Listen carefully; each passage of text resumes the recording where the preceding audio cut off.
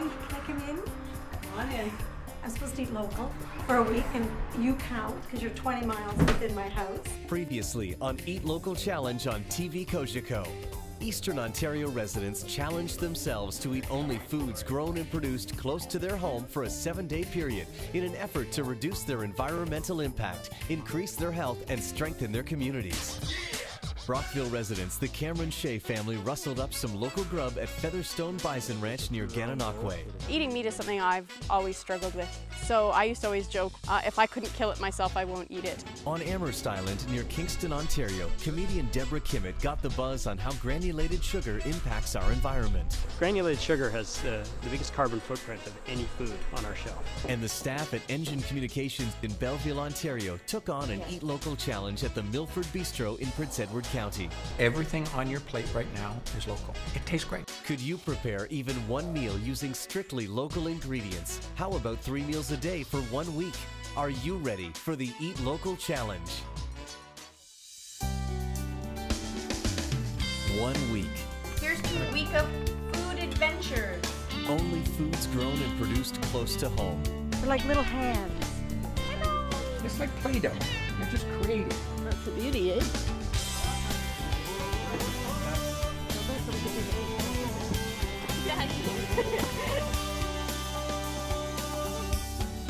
Are you ready for the Eat Local Challenge? In Prince Edward County, an island community near Belleville, Ontario, the Engine Communications team have finished lunch and are moving on to their next challenge at award-winning Black Prince Winery in the town of Picton. Welcome to Black Prince Winery. Thank you. I understand you're doing a Eat Local for 7 days, eat and drink local, I should say.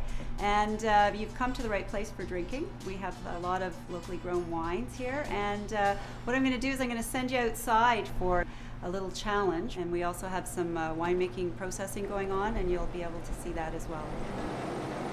What I have set up is for each of the participants to be crushing the grapes with their hands to get a really good sense of the process that takes place in order to get the grapes from berry form right through to juice. All right, guys, here we are at the plant of Black Prince Winery where all of our wine is produced.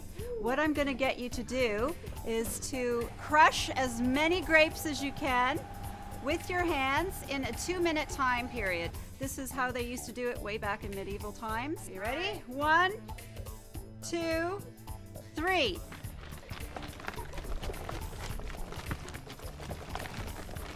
We have a whole crusher distemper going on. The stems are, now I see why they take them. See, get rid of those stems. Those stems are just... Looks like we have a couple of techniques going on here. It's okay.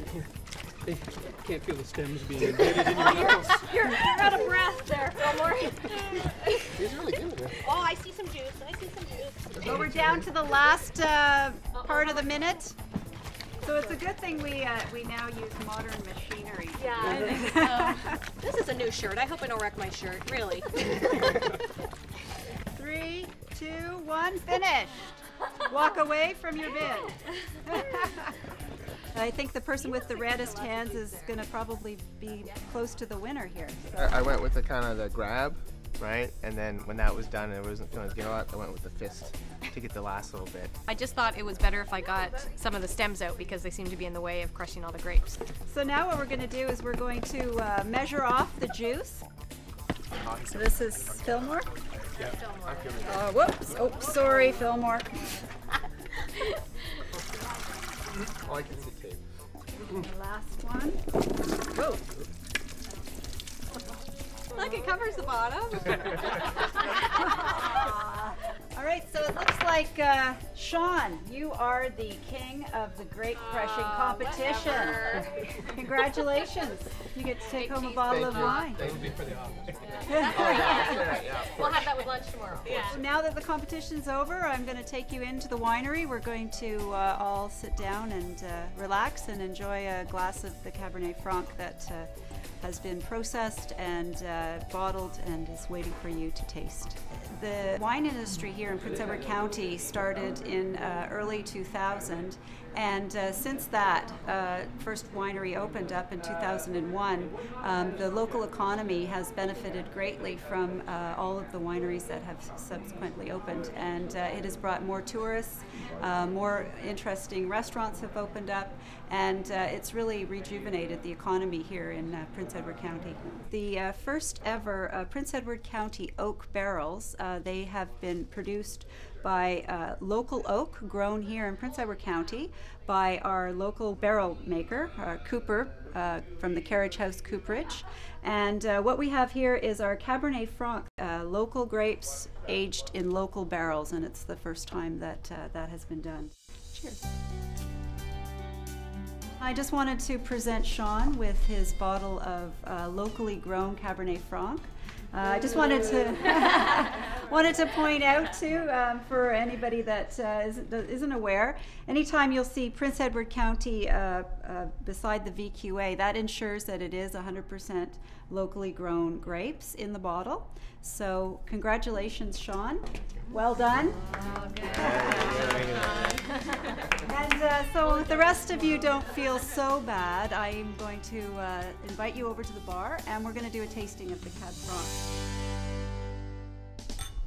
Okay, cheers. What a great day. Thanks for having us. Thank you. What a pleasure to have you.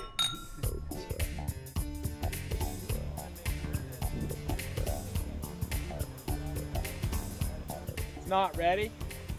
And you kind of want to feel the cob. It should feel full up to the tip. There's a lot of people who aren't connected to their food. Whether they live in a rural or an urban environment, they simply don't know where their food is coming from. Across the island at Vicky's Veggies Family Farm in Milford, Prince Edward County, residents are participating in a farm tour and helping harvest ingredients for a communal dinner. The Field to Table Tour is an annual event hosted by Slow Food the County, an organization that promotes locally produced ingredients and regional cooking. We gave people the opportunity to harvest, taste fresh from the field, to learn how to prepare with a cooking demonstration by Heinz Haas, and then we'll all sit down and eat together. The Slow Food movement promotes the importance of enjoying great tasting food and the sharing of food production knowledge. You can come together as a community, you can appreciate the land, you can appreciate those that take care of the land, and then you can sit down and eat together, and that's really important. It's remarkable how few people actually sit down and enjoy the food that they cook.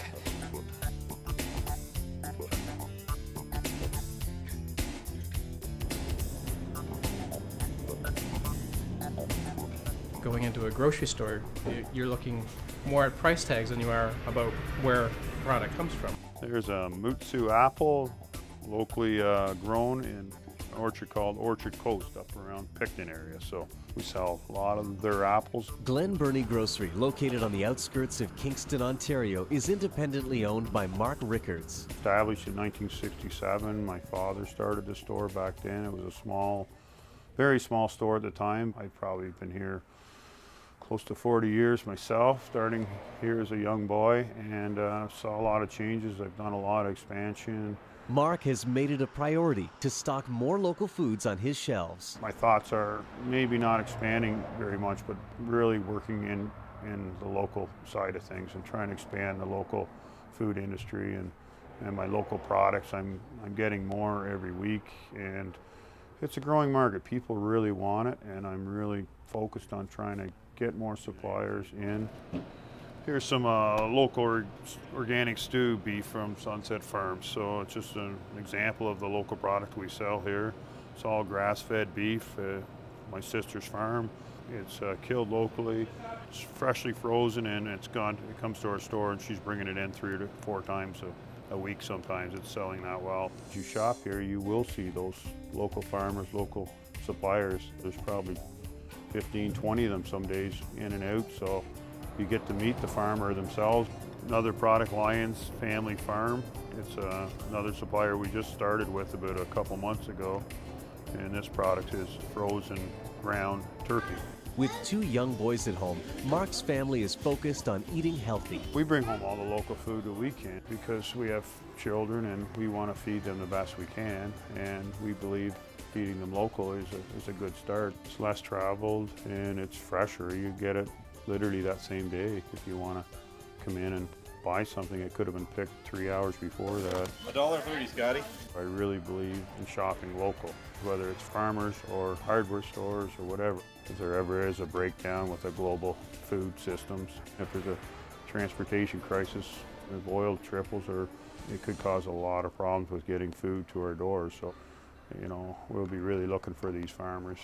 If we lose them right now, then we need them someday and they're not there, that's not good. So I think the more local food that's here, available, with people already set up, farmers already doing it, and for shops like mine, and you know, we could survive and help the community out by supplying them with local food. Coming up on Eat Local Challenge on TVCOGECO. Can the Cameron Shea family find enough food to host a local feast for 10 of their friends? Where's the sausage from? The sausage is from Lyons Turkey Farm. Plus, Luke Hayes Alexander's inventive 95% local ingredient menu. Right now I'm working on a pig's head. It's a local pig's head, of course.